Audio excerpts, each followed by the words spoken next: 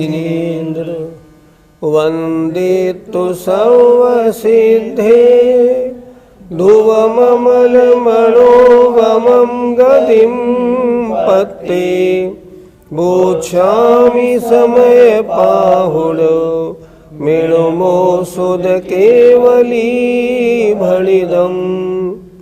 पंच परमेष्ठी भगवान की जय। शिष्य फिर पूछता है, भगवान ये कर्म और आत्मा बंधे हैं कि बिना बंधे हैं? वास्तव में आत्मा है कैसी, जरा स्पष्ट बताइए।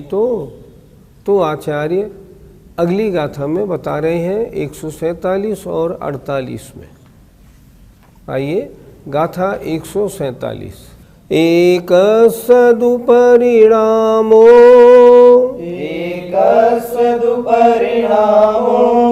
पुग्गल दवस्सकं भावेण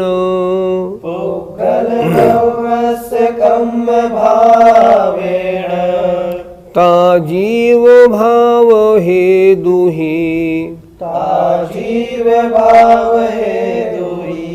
वीणा कम्मस्य परिणामो।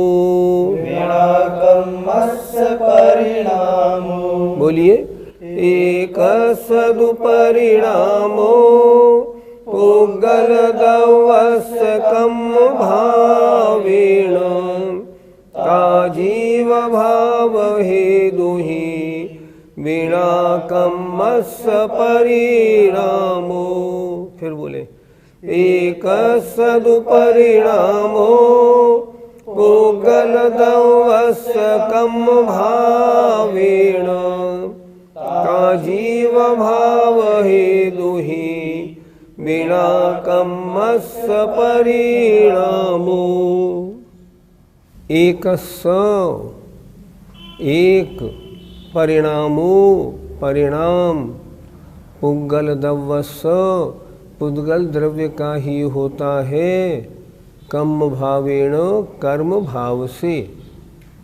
अर्थात एक पुद्गल द्रव्य जो है वो ही कर्म भाव से परिणमन करता है। अर्थात कार्बण वर्गणा स्वयं कर्म भाव से परिणमन करती है। अगर ऐसा माने तो फिर जीव भाव हेतु ही जीव के अज्ञान परिणाम रूप निमित्त कारण से बिना उनके बिना ही कम्मस्य परिणामो कर्म का परिणाम होना चाहिए। जैसे पहले कहा था ना, पिछली गाथा में, पिछली ज्ञानशाला में आया था कि बिना कर्मों के निमित्त के आत्मा में स्वयं राग द्वेष होता है। अगर यही मान ले तो आपत्ति क्या है? उन्होंने समझाया था नहीं, ऐसा नहीं होता। अगर ऐसा मानेंगे ना तो सिद्ध भगवान में भी फिर कर्म रूप परिणमन राग द्वेष रूप सब मानना पड़ जाएगा, वो नहीं होता। अब यहाँ कह रहे हैं इसी प्रकार अगर कर्म भाव से परिणमन हम पुद्गल द्रव्य का मान लें स्वयं अपने आप, तो कैसा रहेगा? तो कह रहे हैं एक परिणाम पुद्गल द्रव्य का ही होता है कर्म भाव से। अर्थात पुद्गल द्रव्य का ही परिणाम एक कर्म भाव से होता है। ता माने तो फिर जीव भाव हेतु ही जीव के अज्ञान परिणाम रूप निमित्त कारण से उसके बिना ही कर्मस्य परिणामो कर्म का परिणाम होना चाहिए। कार्बण वर्गणा कर्म रूप परिणमन कब करती है? जब जीव में राग द्वेष रूप परिणाम होते हैं।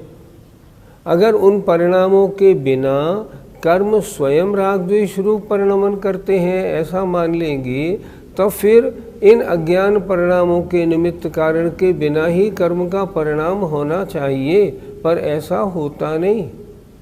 जैसे परिणाम जीव के होते हैं, कार्बण वर्गणाएं तदनुसार कर्म रूप परिणमन करके और आत्मा के साथ जुड़ती हैं।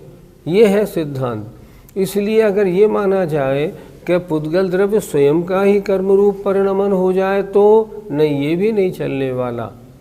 जैसे जीव बिना कार्बण वर्गणाओं के या बिना कर्मों के कभी भी राग द्वेष रूप परिणमन नहीं करता, उसी तरह कार्मण वर्गणाएं भी बिना जीव के अज्ञान में परिणामों के निमित्त के बिना वे भी कर्म रूप परिणमन नहीं करती। एक बार फिर देखें, एक सदुपरिणामो, एक परिणाम पुद्गल द्रव्यस्व, पुद्गल द्रव्य का ही होता है, कर्म भावेणो, कर्म भाव से। कर्म भाव से एक परिणमन मात्र पुद्गल द्रव्य का होता है। तो फिर जीव भाव हेतु ही जीव के जो अज्ञान परिणाम रूप निमित्त कारण से उनके बिना ही कर्म का परिणाम होना चाहिए, ऐसा होता नहीं। अगर जीव में राग द्वेष रूप परिणमन नहीं हो तो कार्मण वर्गणाएं कभी कर्म रूप परिणमन नहीं करें। इसलिए हमें आगम के अनुसार सही बात समझनी चाहिए। कर्म भाव से परिणाम एक पुद्गल द्रव्य का ही होता है, तो फिर जीव के रागादि अज्ञान परिणाम रूप निमित्त कारण से पृथक माने बिना ही पुद्गल द्रव्य कर्म का परिणाम होना, पर ऐसा होता नहीं। पंडित जी, रागादि रूप परिणमन किसमें होता है? जीव में भी और कर्म में भी। कैसे? राग दो प्रकार का, एक द्रव्य राग, एक भाव राग।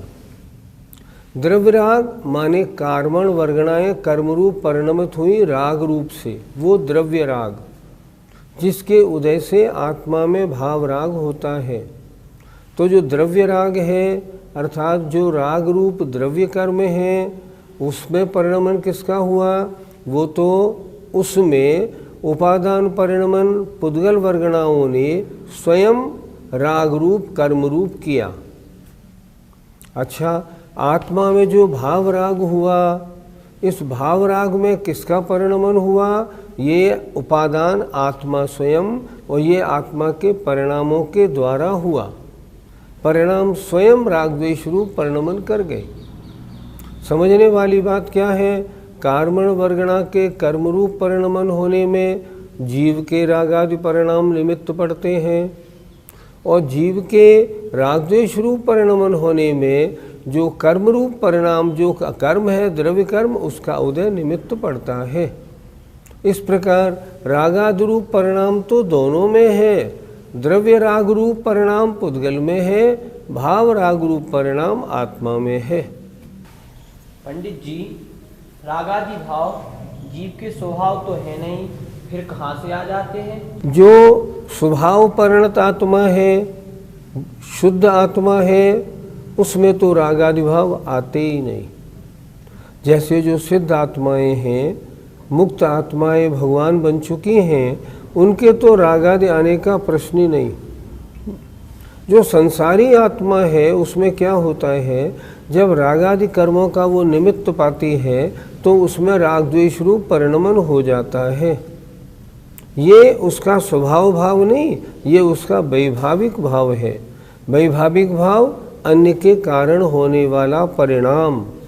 जो भाव अन्य के कारण हो वह वैभाविक, और जो किसी के कारण नहीं हो वो स्वाभाविक।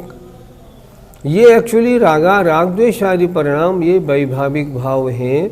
ये तो कर्म के उदय के निमित्त से अशुद्ध आत्मा में होते हैं, शुद्ध आत्मा में तो होने का प्रश्न ही नहीं है। जीव राग और पुद्गल राग में क्या अंतर है? जीव में जो राग द्वेष रूप परिणाम हुए वो जीव राग, और आत्मा में जो माया और लोभ रूप या अन्य नौकषाय रूप जो परिणमन हुआ कार्मण वर्गणाओं का, वो क्या हुआ? वो हुआ द्रव्य राग। एक बार फिर समझें, कषायों में राग द्वेष का विभाजन कैसे होता है? कषाय हैं 4 कषाय, 9 कषाय। 4 कषायों में क्रोध और मान ये द्वेष रूप हैं, माया और लोभ ये राग रूप हैं। हम 9 और 4 13 कषाय बोलें या हम राग द्वेष बोल दें, काम हो जाता है। अब देखिए, क्रोध और मान कषाय ये द्वेष रूप हैं। अब 9 कषाय में देखें, हास्य और रति ये राग रूप है। शोक और अरति ये द्वेष रूप है, भय जुगुप्सा ये द्वेष रूप हैं, और तीनों वेद ये राग रूप हैं। इस तरह इन कषायों में राग द्वेष रूप बंटवारा है। आत्मा को जिस कर्म का उदय मिलता है उस रूप आत्मा परिणमन हो जाता है, वैसे परिणाम आत्मा में हो जाते हैं।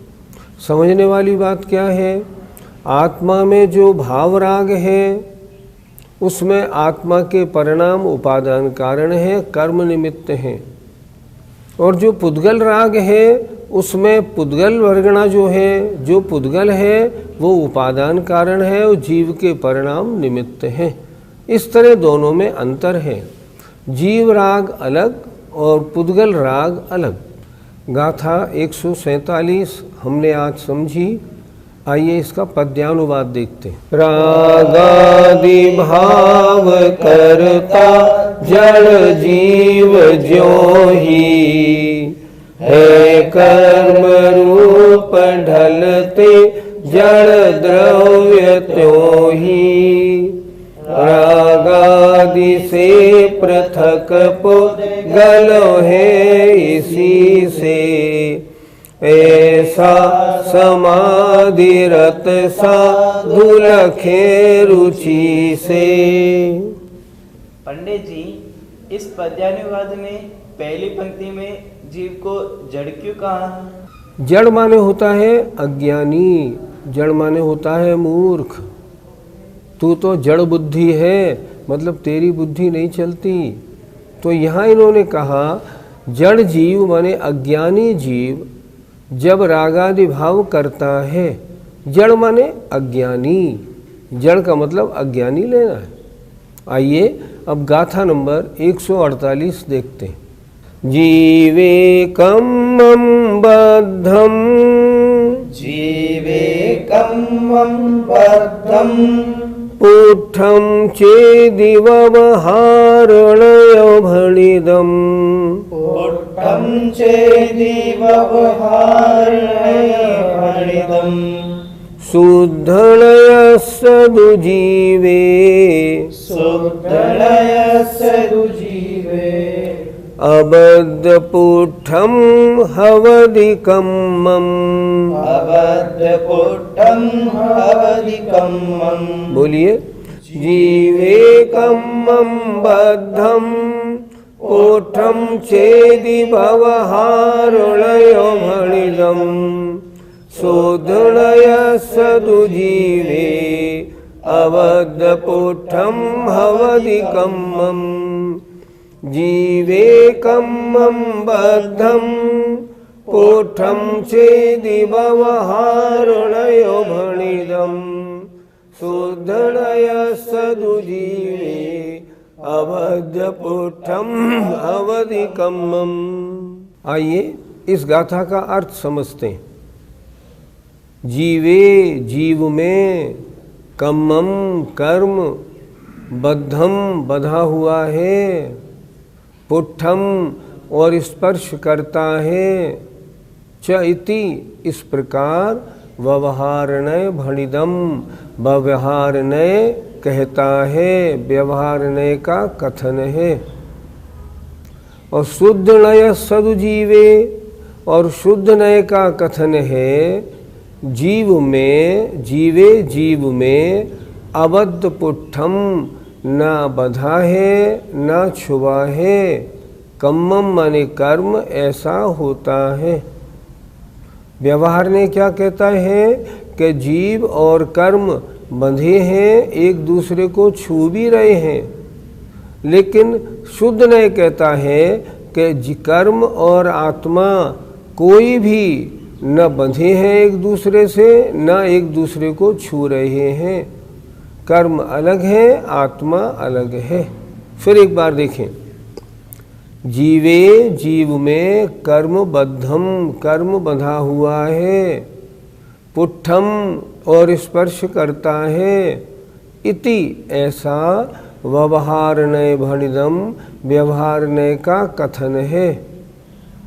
और शुद्ध नय सदुजीवे, और शुद्ध नय से जीव में, शुद्ध नय का कथन है जीव में अबद्ध पुट्ठम हवदि कम्मम, कम्मम माने कर्म, अबद्ध न बंधे हैं न छुबे होते हैं। इस प्रकार दो नए का कथन है।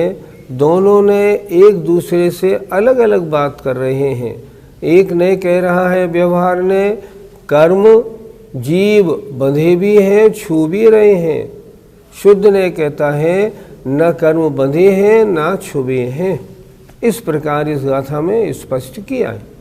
जीव में कर्म उसके प्रदेशों के साथ बंधा हुआ है और उसे स्पर्श करता है, यह व्यवहारने का कथन है। और जीव में कर्म अबद्ध न बंधे हैं और अस्पृष्ट और न छुबे हैं, यह निश्चय का कथन है। पंडित जी, दोनों नयों का वर्णन विरुद्ध क्यों रहता है? वक्ता के कथन के अभिप्राय को नए कहते हैं। कथन का अभिप्राय भिन्न भिन्न होता है तो नए भिन्न भिन्न होता है, बात भी अलग अलग होती है। छोटा सा उदाहरण ले लें। मेरी आत्मा और ये मेरा शरीर भिन्न है या अभिन्न, एक है या अनेक?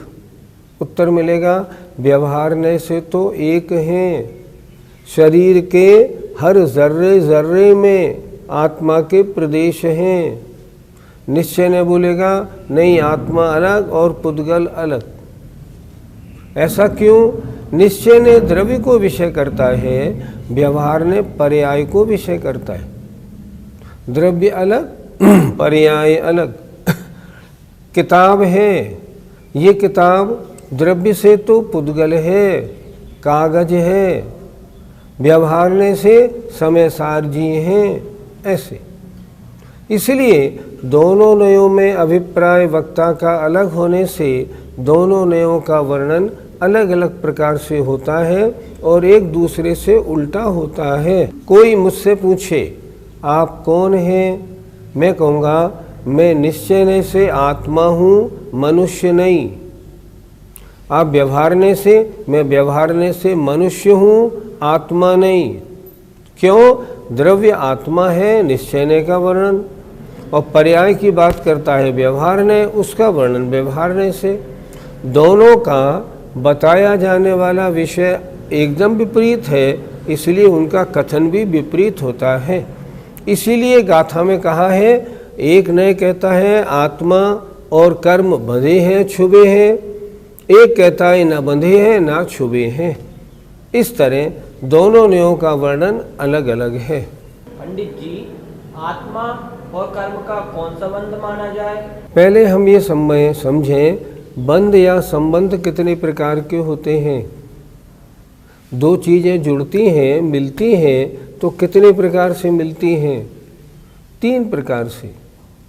जैसे मेरा ये कुर्ता और मैं, मेरा चश्मा और मैं, ये क्या है? संयोग संबंध है।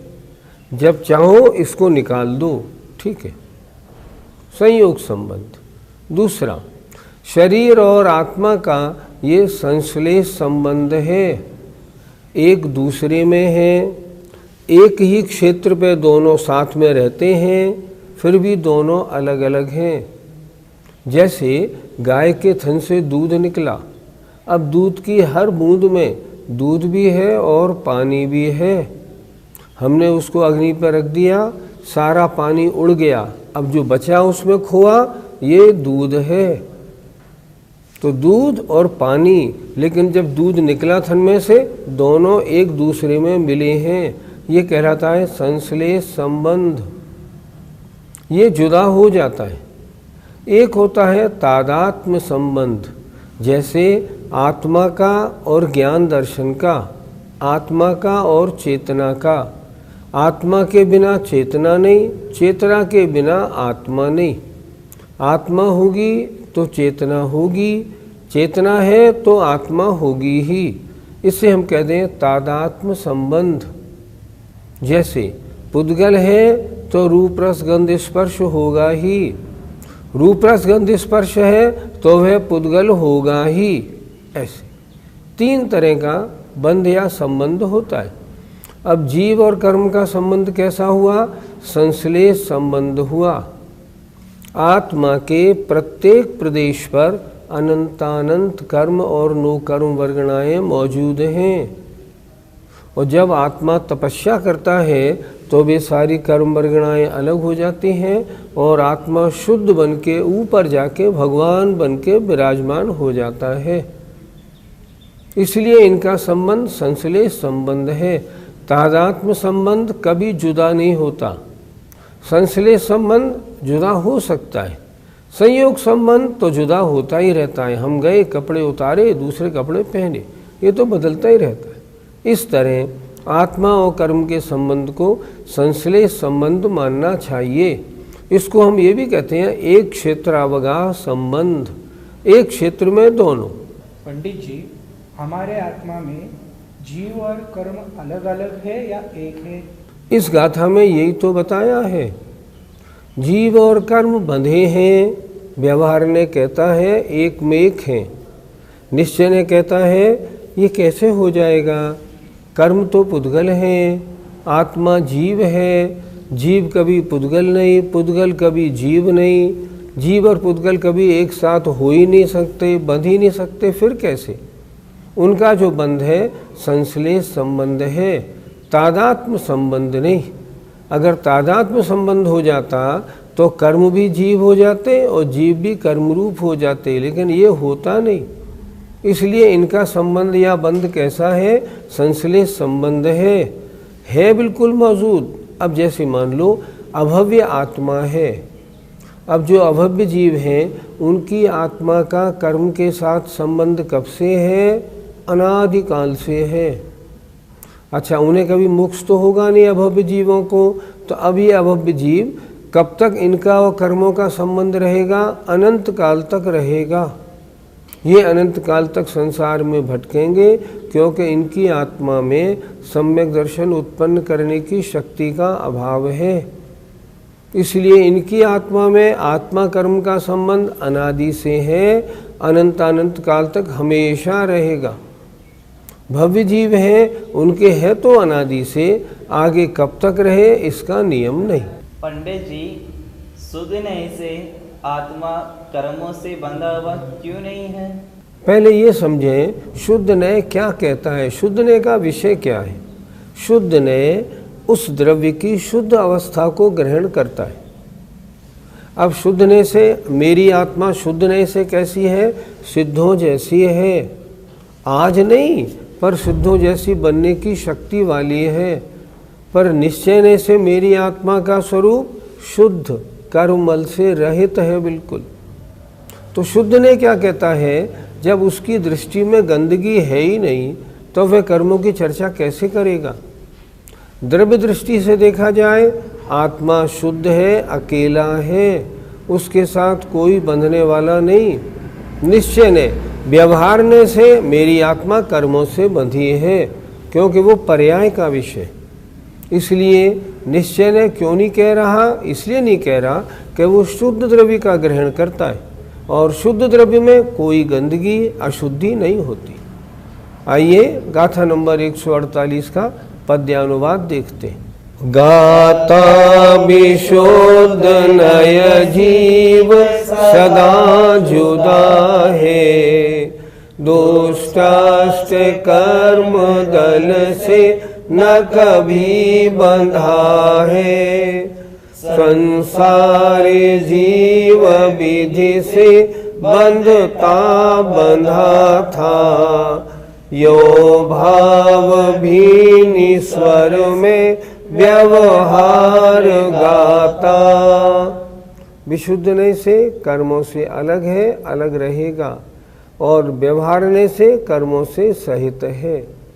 आइए, जय जिनेन्द्र। इस कार्यक्रम के पुण्यार्जक परिवार हैं श्रीमती पूनम जैन, धर्मपत्नी श्री सुभाष जैन, गुणायतन शिखर जी, मानक चंद, कमला देवी, राकेश, नीतू, ऋषभ, सौम्या एवं आयुषी मुशरफ, B123, सेठी कॉलोनी, जयपुर, राजस्थान।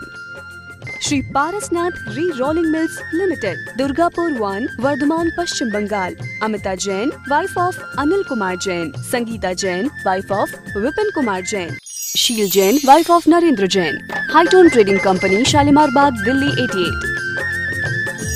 माता श्री निरंजनाबाई सरोदे के स्मरणार्थ Sunanda wife of professor Umesh Chandra Sarode Nagpur, Rekha wife of Abhay Kumar Sontakke Karanja, Madhuri Jain Nagpur, Nishigandha Band CA, wife of doctor Shailesh Band Amravati, Rutika wife of Saurabh Sarode Pune, Pushpak Jain, Swastik Band, Spruha Sarode. स्वर्गीय श्री चिमनलाल फूलचंद शाह, स्वर्गीय Kamlaben Chimanlal Shah, doctor Rajnikant C Shah, Leena R Shah, Samarth R Shah, Dhwani S Shah, Nishchal R Shah, Junali N Shah, Aagam Nirmay एवं नियम शाह, अहमदाबाद गुजरात। गर्भ गौतम जैन, सुपौत्र अशोक कुमार रतनलाल जैन, नूतन गौतम प्राची, आदित्य महिमा, सलोनी निरंजन अरहन आराध्य, तारदेव अंधेरी मुंबई। श्रीमती संतोष सी सिंघई, श्रीमती वर्षा आलोक जैन, श्री आलोक जैन, कुमारी त्रिशला जैन, कुमारी अनमोल अग्रवाल।